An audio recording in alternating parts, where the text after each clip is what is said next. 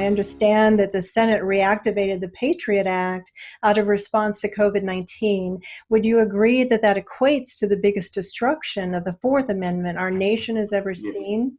The Patriot Act was a farce, not only because it was a lie when it was called the Patriot Act, but it was the name of the Patriot Act was the Patriot Act was a propaganda scheme to make people think it was patriotic if you actually go along with that.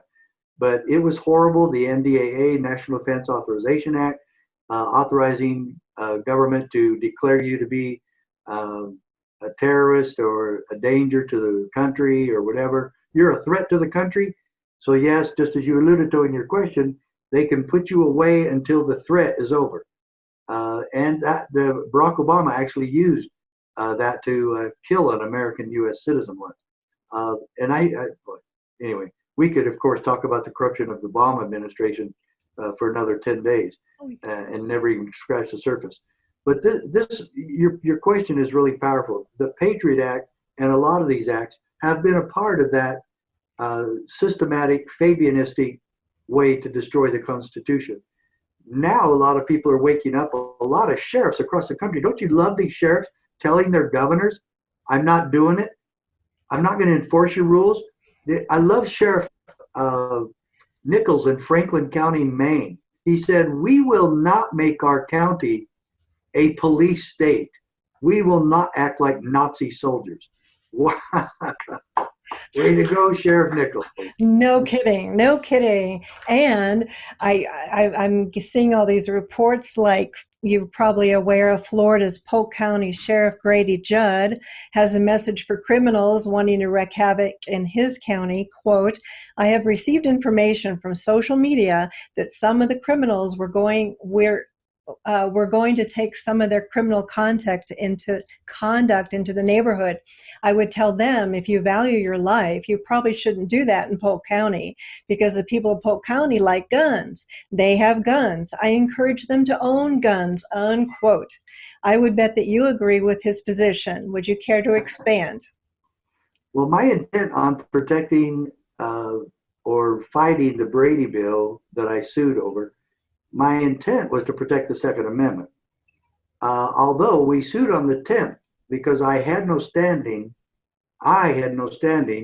on the Brady bill background checks because we were exempt. So I wasn't damaged regarding my Second Amendment rights. However, the 10th Amendment was much more powerful as it had a blanket for all of them. So yes, absolutely. I love Sheriff Judd. He tells it like it is. He's really blunt and brash and bold and assertive. And it just boils down to this. Sheriff Judd said, our citizens in Polk County will fire back. We'll not only shoot back, but we'll shoot first if you break into our homes. And he said that was a good way to get people, criminals, out of our homes. This curfew is not for you. It's for those lawless people that would wreak havoc in the communities. We've also received information on social media. Now, first and foremost, I don't accept or on face value anything in social media, but we have received information in social media that some of the criminals were going to take their criminal conduct into the neighborhoods. I would tell them, if you value your life, you probably shouldn't do that in Polk County, because the people of Polk County like guns. They have guns. I encourage them to own guns, and they're going to be in their homes tonight with their guns loaded. And if you try to break into their homes to steal, to set fires, I'm highly recommending they blow you back out of the house with their guns. So leave the community alone. And we'll do our best to support the community. But ladies and gentlemen, make no mistake about it.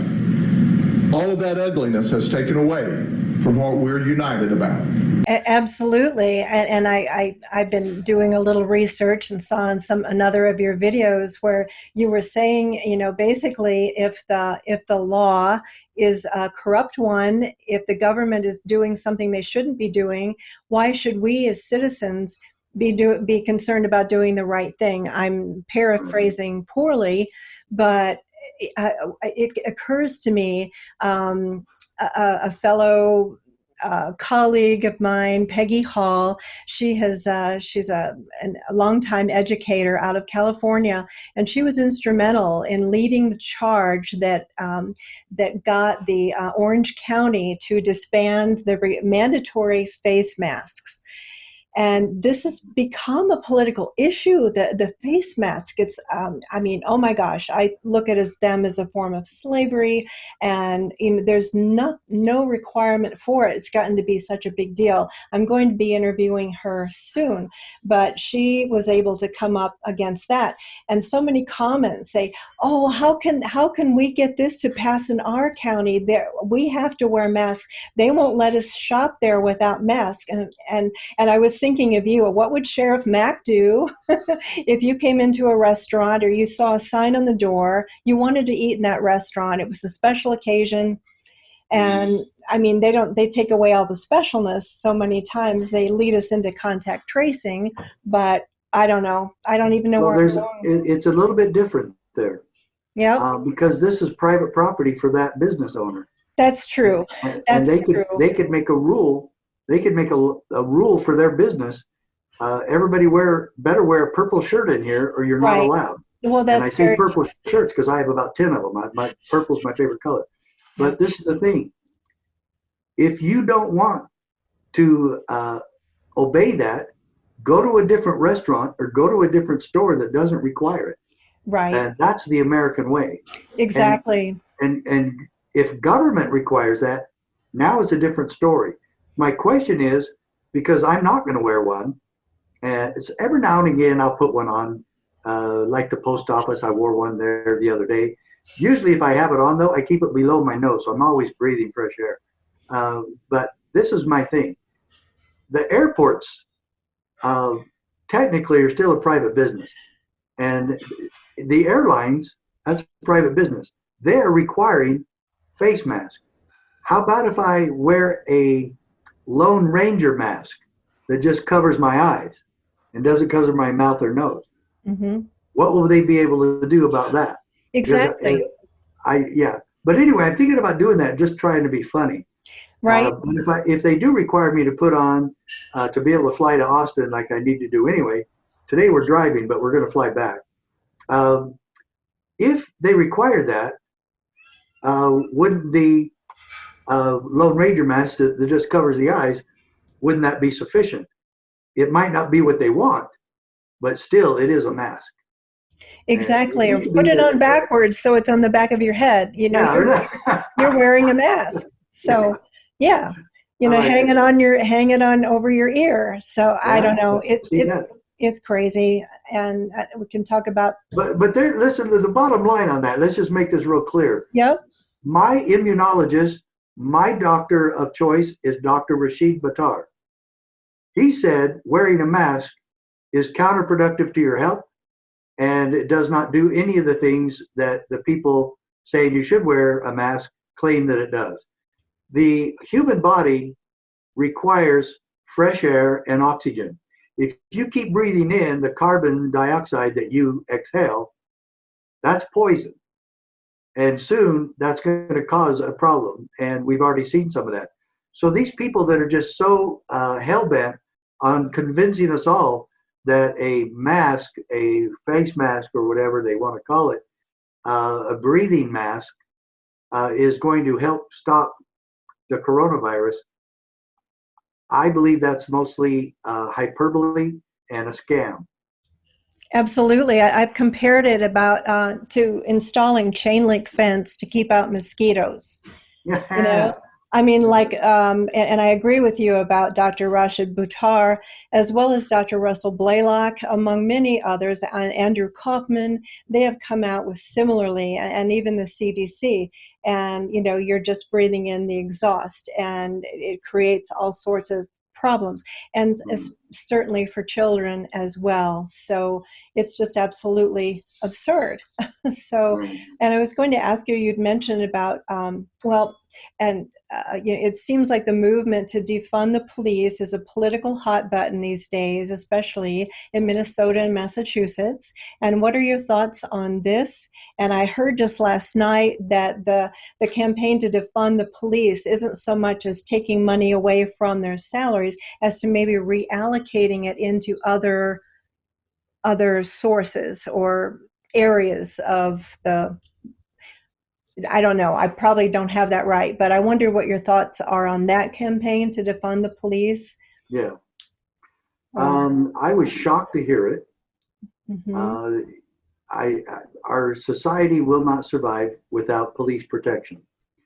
I have maintained for decades that we do have too many police in this country. Every year, every police agency and sheriff's office wants more cops, more cops, more cops. Mm-hmm. And certainly I will say we do need police. I have also maintained that the sheriff should have been the only police agency in each county. And I have nothing against chiefs of police or the other city police agencies.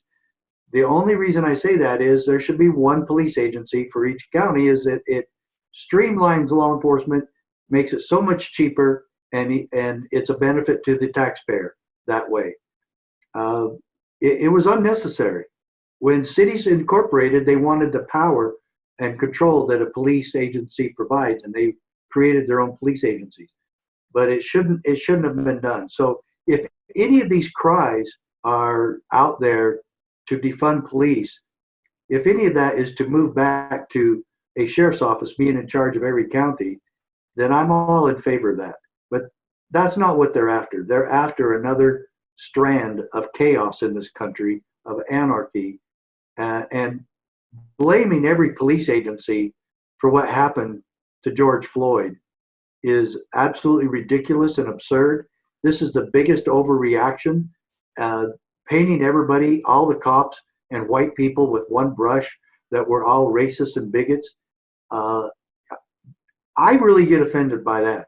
A lot of people get offended when somebody uses a racial slur, and I do as well. And I don't allow them in my home, and I don't allow them at my school, and I detest anybody that does it.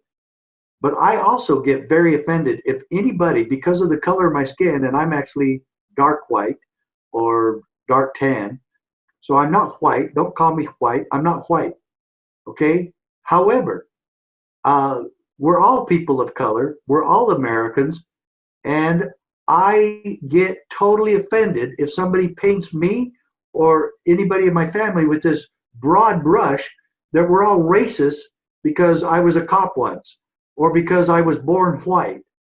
Let's get real about this, and let's try to work out solutions that will prevent these things from happening again. I'm all in favor of that. Violence and looting and murder and mayhem are not the answer, and that tramples upon the legacy of your hero and one of mine, Martin Luther King and Rosa Parks. I'm glad you said that, such strong statements. And I have so many questions that we might revisit another day. But I know time is limited here. I wanted to ask you how many other sheriffs are carrying your banner these days? How many? Do we have a lot of Sheriff Macks among us that, would you say, are they open? Like, I was thinking of making an appointment with our local sheriff about many of the concerns I have about global problems causing harm, especially to our children. I don't know if they could help or advise in those departments, but are they approachable? Are there others that are aware as you are? And yeah, there's a few. I would say that strong sheriffs, the ones that would really rise to the level of a Sheriff Mack, there's maybe 10 of those in the entire country. But sheriffs who are starting to get it, and sheriffs with the courage to stand, I would say there's maybe 150, maybe 200. We need to get about 800, and we have a lot of work to do that. And that's why I want everybody listening to this program, become a member of the CSPOA. You go to cspoa.org and become a member, because you and your financial support and your involvement help with this. And just as Christine is saying, should she go to her sheriff? Yes, absolutely, go talk to your sheriff. But don't go to global issues of 5G or radar ovens and whatnot. Keep it simple. And ask your sheriff first. Ask him, are you familiar with constitutional sheriff concept? Have you ever heard of Sheriff Mack? Have you ever read any of his books? Have you ever studied or read the Supreme Court case, the only time in American history when a couple of sheriffs went to the Supreme Court, Sheriff Prince and Sheriff Mack, won a case at the U.S. Supreme Court? Have you ever considered looking at the case? It's an amazing case, and I believe it would show you some paths you need to pursue in order to really keep your oath and protect the citizens of your county.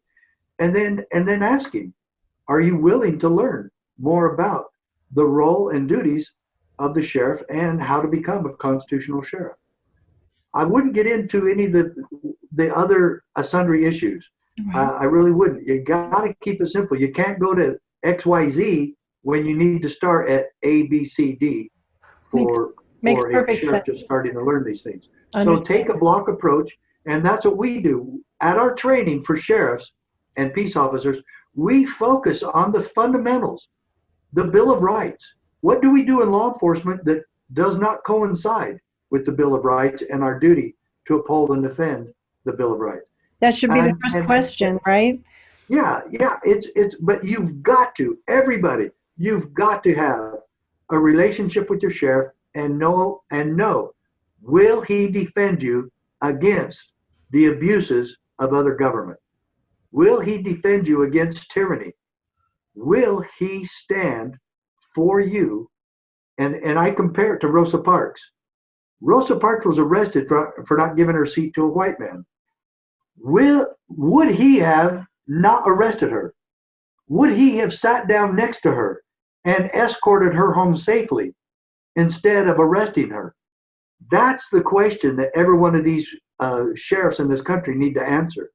And if they would not arrest her, then why would they do that to anybody today who simply wants to be left alone? Would we, sheriff, have the right to say no to a forced vaccination? That's already being talked about. Or are you going to be part of the dictatorial atmosphere in America that you have a right to tie me down and hold me down and inject my body with some foreign substance? Now, that's the question you want to ask your sheriff after you get some of those lead-in questions out of the way. You want to spend about a half hour, 40 minutes with him and ask him, what will you do if they try to force me to be vaccinated? Excellent. I'm really glad to hear that, because that is just so huge. And there are so many people waiting in line from their fear to get this protection, and they don't understand. They don't seem to want to take time to understand. Let me ask one other follow-up question to that. Which sheriff do you want in your county? The one that arrests a minister for having church, or the one who refuses to do that in Maine, and he says, I refuse to go along with these orders of the governor. We will not make this a police state. Yes. Okay? Which sheriff do you want in your county? You need to get involved to make sure you have the sheriff you really want.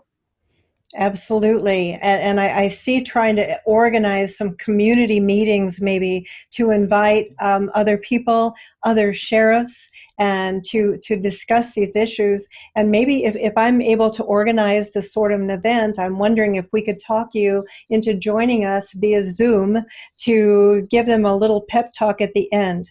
And you know, no. I will come in person. Really? Yes. Wow. Wow. Okay. Well, that's giving me extra motivation. I'm going to cancel my plans for tomorrow to get that going. All right. That's wonderful. That's very generous. I really appreciate that. That's a huge offer. And I'm really inspired to do that. So my second to last question, and it could be quick. Just wanted to say that know that you've, you know, I agree that we need you in Congress. We need you everywhere. But I know you've thrown your cowboy hat into the ring a couple of times, doing the right thing. And we need enough people to recognize that you are the right choice. And I'm wondering if you currently have any aspirations for this office or maybe in the future. No, I'm 67 and a half. Sound like my granddaughter. Oh I'm my. 5 and a half. Well, I'm 67, and I'm going to focus on this. And I really wish I could do this full time. I need to raise money to get out of teaching. I love teaching. I love those kids. Oh, I miss them so much. And I love They're teaching. lucky to have you. But I'm too divided, and I really need to concentrate and focus my time on the constitutional sheriff movement. I want to be able to go to your meeting and to meetings in Florida and meetings in Texas, meetings in South Dakota, and now there's a governor, Governor Noem over there in South Dakota. Love her.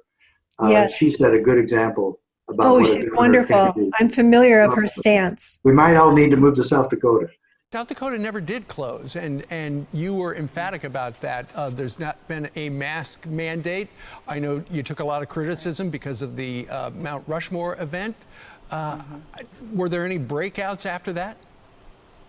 No, actually, we're doing really good. We would start to see that a few days ago, and we continue to decline. I think what we did here in South Dakota is really remarkable because we gave people their freedom. We let the businesses stay open. We let people go to work. We told them to be smart. And we also asked them to be personally responsible, and we're seeing the benefits of that each and every day in South Dakota. Sure. And I know that you were with us a couple of months ago talking about how what you were doing was you were protecting the vulnerable, people over 65, and anybody with a comorbid condition. But at the same time, there were spots in your state that were trouble. Some of the packing plants, meat packing plants were a problem, and so you addressed it that way. Rather than shut everything down, you were like a laser focusing on those. We did. In fact, we, according to the national experts, did everything wrong. We did what the people on the ground saw. We aggressively addressed those situations and came out better for it. So I really think the people of South Dakota stepped up. They did the right thing, and they trusted me. I trusted them, and they made the right decision. But Yes. I really don't plan to run for anything. I've always loved politics, and politics has enthralled me since the sixth grade, really, since the sixth grade, since I was 12 years old. Really? But I really, really feel that this is my ministry. This is what I'm supposed to be doing. And I will try to do it full time as soon as I can afford to do so. And man, I'm trying to work out those finances to where I can stop teaching and do this. I had to teach because I don't have any other way to pay bills. I never really got not really. I never got a retirement from law enforcement. And so financially, my wife and I are struggling with that part, being this old and still working full time. But I do have two full-time jobs. I teach and I do the CSPOA. I just want to do the CSPOA. My wife's been a tremendous support. She helps me with that. And your phone calls will be answered by her most of the time. She does all the mail outs, and she's really busy, and I just love her to pieces. But I really don't plan on going anyplace else except the CSPOA. Oh, wonderful. And thank you for that. And thanks to your wife, the wind beneath your sails, Yeah, and big kudos to her. And that is wonderful. And also I'd like to end with asking you, with all the interviews that you've done in the past many years of your career, can you think of one question you wished you'd been asked but never were? Or never I was? was never asked. Every time I think of that, I've only had one reporter ask me one question. And she is a reporter from the Dallas Morning News. Came out and spent a couple of days with me in Safford, Arizona, which is Graham County. That's the county seat. And she asked me if my religious beliefs had anything to do with my motivation for suing the Clinton administration. And I said, yes, it did. And that my religious beliefs is that the Constitution was inspired by God and that it protects God's law for everyone. Even if you're an atheist, it protects you too. You don't have to believe in God to be an American, and you don't have to believe in God to be protected by the Constitution and by your local servants. So, yes, I was always taught that freedom was worth fighting and dying for. And I hope I don't have to die for freedom, but I would if I had to. And I was also taught that doing everything in a peaceful way was the best way to go. I do not support violence. I abhor violence. And if we can't find ways to bring about peaceful change in America without killing each other, then I'm out. Would I have fought in the Revolutionary War? Yes. But I would have exhausted every means, and that's what Patrick Henry said they did. And I totally trust the founders in doing that. But it would be a very rare occasion indeed for me to support any type of violence. I do not, and I pride myself in talking people into jail. I never beat up anybody, and I never hurt anybody to get them to jail. And of course, being 6'3" and 220 pounds kind of helped. But I really like that question. I always did. One person asked that, so I'm repeating it now. Yes, my religious convictions had a lot to do with suing the federal government, and they have a lot to do with what I'm doing now to restore the Constitution. I don't lead with that, and I don't talk about it at meetings. But you asked that one important question. That is the question. All right. Well, that's good. It sounds like you've already been asked that question that you. This is the second time I've ever talked about that. Well, thank you for sharing that with us. I really appreciate that. And by the way, on this video, either in the beginning or the end, I'm going to be sharing this prayer for activists that I believe you would enjoy. In fact, if you'd like me to read it quickly, that we could share that. I would totally like that. I would love that. All right. Please do. Great. This was written Please by Peggy Hall, who I mentioned. We'll be interviewing her soon. She is the founder of the healthyamerican.org, and she was instrumental in getting the masks out of Orange County. She's just a force to be reckoned with. She gets out there, gets it done, speaks with conviction. She wrote this prayer, which goes like, "O Lord, I long that people might hear the truth. Give me assistance in reaching others with my heart uplifted for grace and wisdom.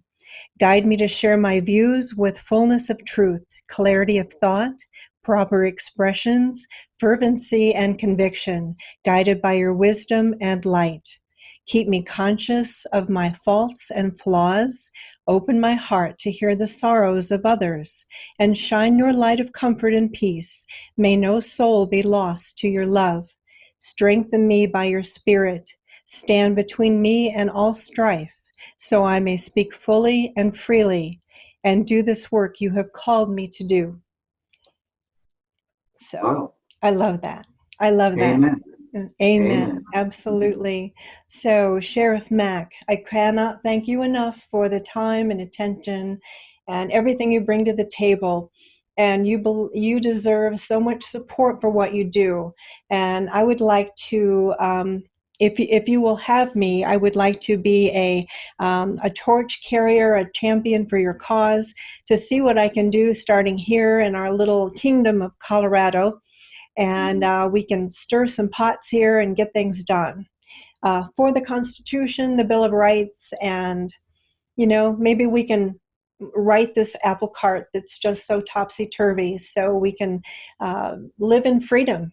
So thank you so much. Amen to that too. Thank you. Yes, I would love to have you. You carry this torch however you can. Fabulous. Great. Thank you so much, and we will see you soon.